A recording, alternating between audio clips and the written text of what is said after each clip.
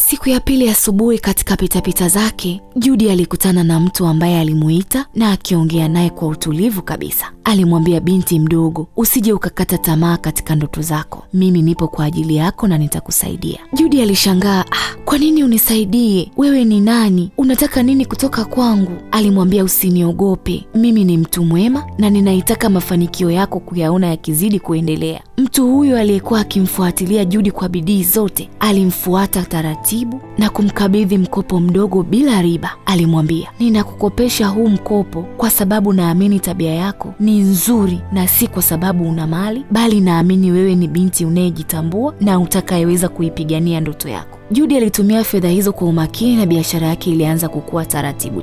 Aligundua kuwa uaminifu ambao amepewa na yule kijana ulikuwa ni uaminifu mkubwa, na aligundua ya kwamba uaminifu hufungua milango ambayo pesa haziwezi kufungua. Biashara ilipoanza kuleta faida, marafiki wa zamani walimrudia Judy. Wengine walimtaka atumie fedha kwenye sherehe na anasa, lakini Judy alikataa kata.